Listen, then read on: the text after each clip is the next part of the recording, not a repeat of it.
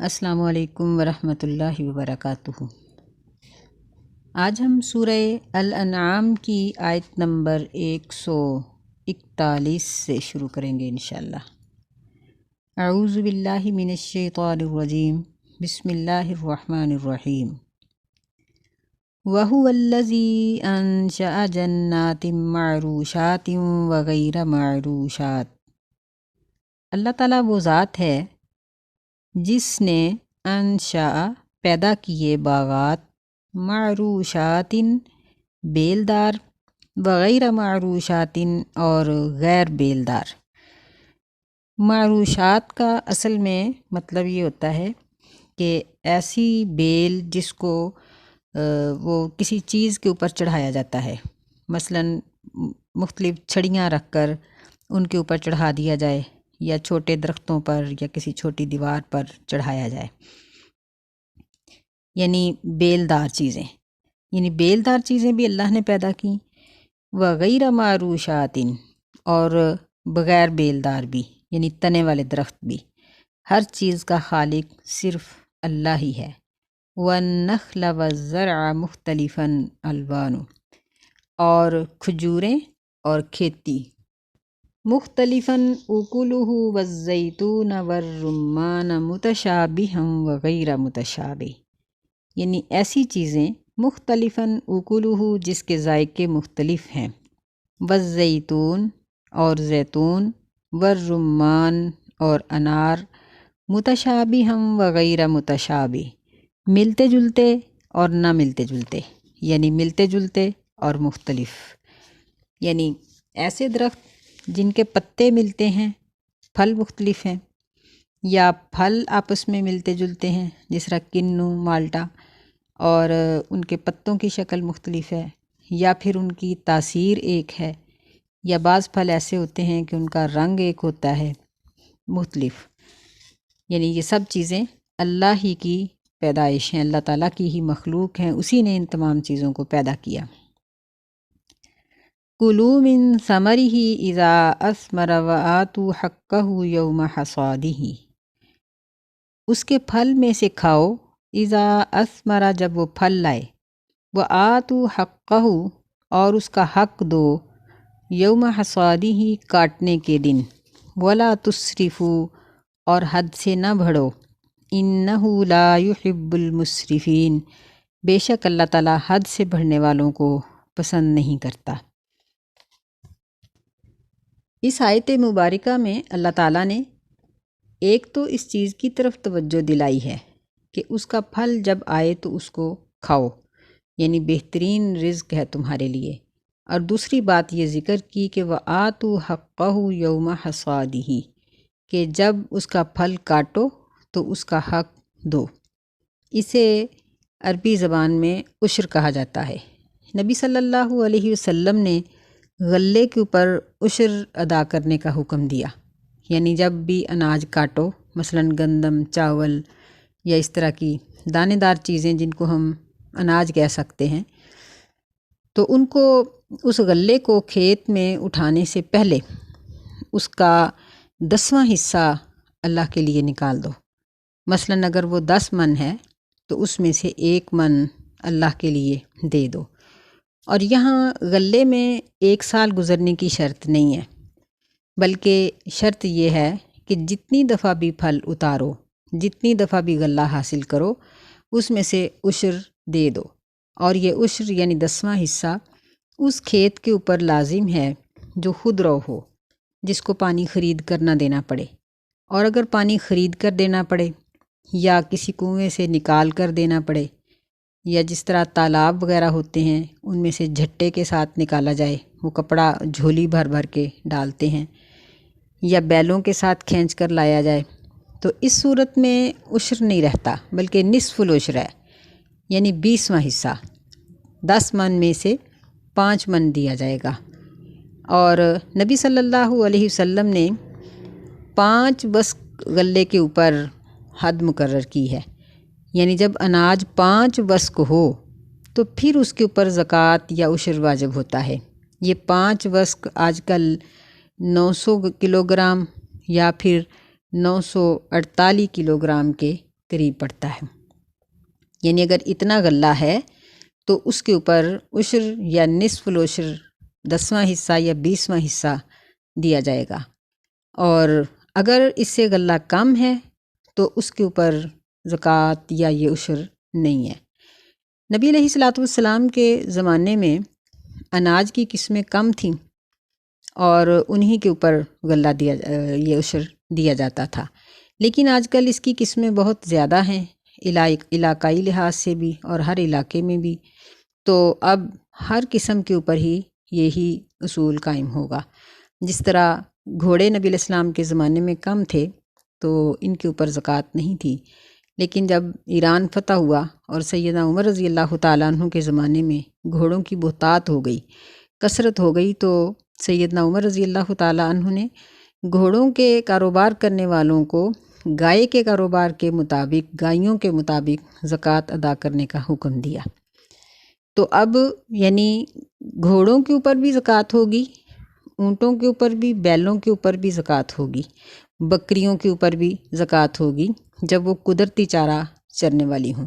اگر ان کو چارہ خود لا کے ڈالا جاتا ہے تو پھر وہ ایک عام تجارتی مال ہے، اور جس طرح تجارت کے مال پر سال گزرنے کے بعد جتنا مال موجود ہے اس کے اوپر زکوٰۃ دی جاتی ہے، اسی طرح ان جانوروں پر بھی دی جائے گی۔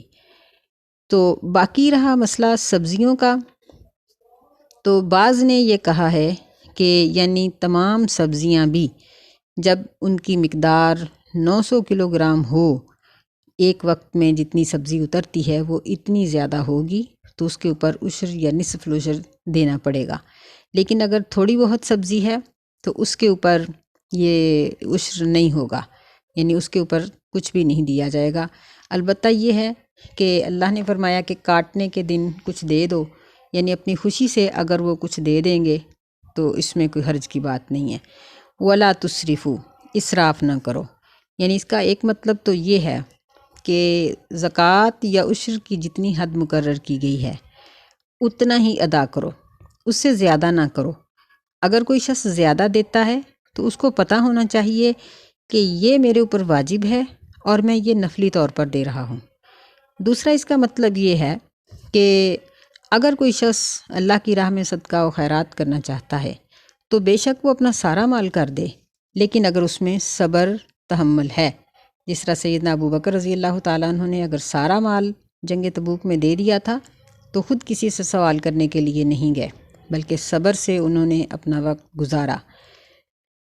اور اسی طرح نبی علیہ السلام کے زمانے میں اور بھی کئی واقعات آتے ہیں کہ مثلاً بعض صحابی اپنا کھانا خود نہیں تھے کھاتے، وہ کسی مجبور اور ضرورت مند کو کھلا دیتے تھے، تو پھر وہ سوال کرنے کے لیے نہیں جاتے تھے۔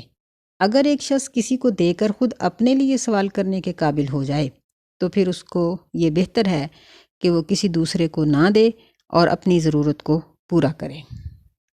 وَمِنَ الْأَنْعَامِ حَمُولَةً وَفَرْشًا، اور چارپاؤں میں سے حمولتاً بوجھ اٹھانے والے، جس طرح بیلوں کے اوپر بیل گاڑی کے ذریعے سے بوجھ لادا جاتا ہے، اونٹ کے اوپر، گھوڑے کے اوپر، یہ سب حمولتاً ہیں۔ وفرشا، اور رینگ کر چلنے والے، یعنی جس طرح بکرے، چھترے، کہ یہ کمزور جانور ہیں اور یہ بوجھ اٹھانے کے قابل نہیں ہیں۔ کُلُوا مِمَّا رَزَقَكُمُ اللَّهُ وَلَا تَتَّبِعُوا خُطُوَاتِ الشَّيْطَانِ، کھاؤ اس چیز سے جو تمہیں اللہ نے رزق دیا ہے اور نہ پیروی کرو تم شیطان کے قدموں کی، إِنَّهُ لَكُمْ عَدُوٌّ مُّبِينٌ، بے شک وہ تمہارے لیے دشمن ہے ظاہری طور پر۔ ثمانیۃ ازواج، 8 جوڑے، یعنی 4 نسلوں میں سے 8 جانور جو آپس میں جوڑا جوڑا ہیں۔ من الضأن اثنین ومن المعز اثنین، بھیڑ سے نر مادہ اور بکرے سے نر مادہ۔ قل الذکرین حرم ام الانثیین، کہہ دیجئے کیا دونوں کے نر جانور اللہ نے حرام کیے ہیں یا دونوں کے مادہ جانور؟ ام اشتملت علیہ ارحام الانثیین، یا وہ بچہ جو مشتمل ہے دونوں کی مادہ کے رحم میں، یعنی بھیڑ کی مادہ ہے اس کے رحم میں جو بچہ ہے، یا بکرے کی مادہ کے رحم میں بچہ ہے۔ یعنی اللہ نے ان تینوں چیزوں میں سے نر، مادہ اور پیدا ہونے والا بچہ، اس میں سے کس چیز کو حرام کیا ہے؟ نبئونی بعلم ان کنتم صادقین، خبر دو مجھے علم کے ساتھ اگر تم سچ بولنے والے ہو، یعنی اگر تمہارے پاس کوئی عقلی دلیل ہے تو وہ لے آؤ، اگر نقلی دلیل ہے تو وہ لے آؤ۔ عقلی دلیل کا مطلب یہ کہ اللہ تعالیٰ نے جتنی چیزوں کو حرام کیا ہے وہ عام طور پر 4 چیزیں ہیں: مردار اور بہتا ہوا خون اور خنزیر اور وہ چیز جو غیر اللہ کے لیے پکار دی گئی ہو۔ ان چاروں کی حرمت سمجھ میں آتی ہے کہ مردار کو کیوں حرام کیا گیا، کہ اس کا خون سارا جسم کے اندر ہی تھا، چونکہ خون حرام ہے، کیونکہ خون جراثیم کی پیداوار کی جگہ ہے، تو اس لیے اگر کوئی شخص اس کو کھائے گا تو وہ بیماریوں کا خود ہی مجموعہ بن جائے گا۔ اور خنزیر کو کیوں حرام کیا کہ یہ بہت سی بیماریاں انسانوں میں منتقل کرنے کا سبب بنتا ہے۔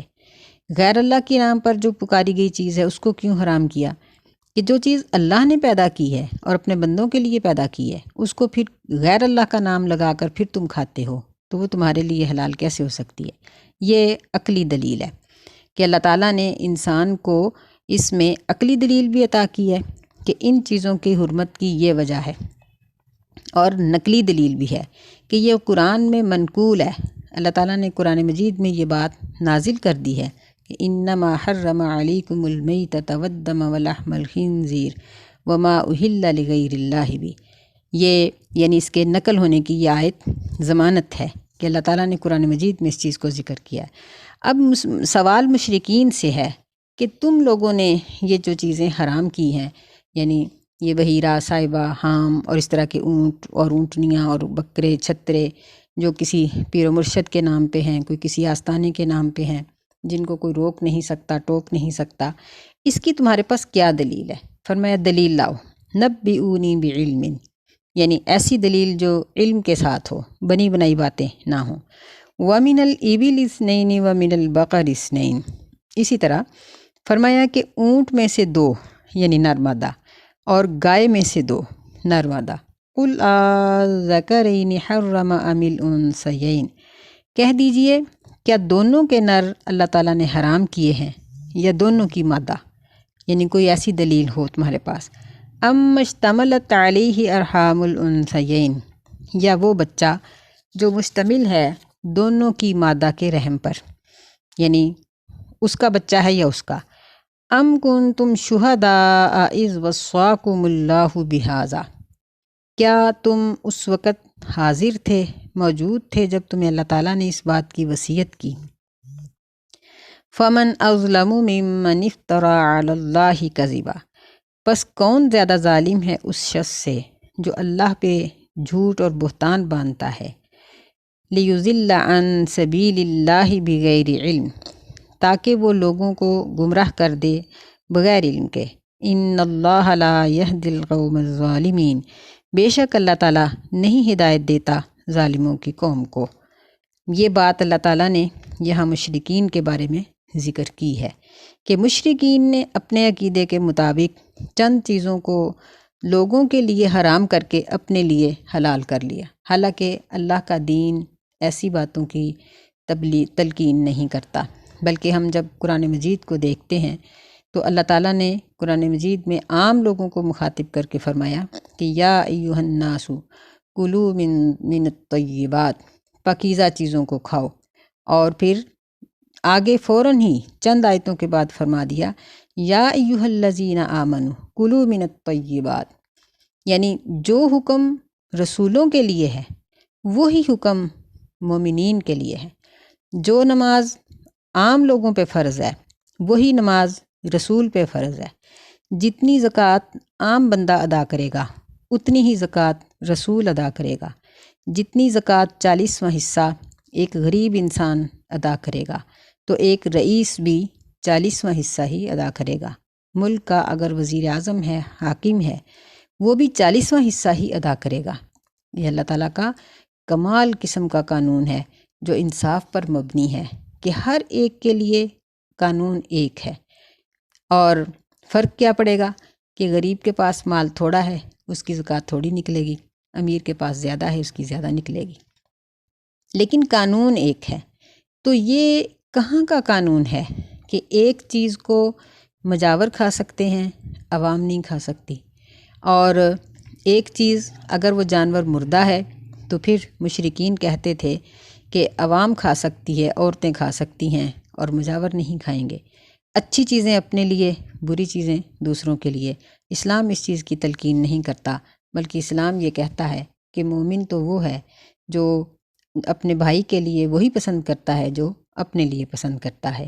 اللہ تعالیٰ کے قوانین بہت بہتر ہیں، اللہ ہمیں سمجھنے اور عمل کرنے کی توفیق عطا فرمائے۔ السلام علیکم ورحمۃ اللہ وبرکاتہ۔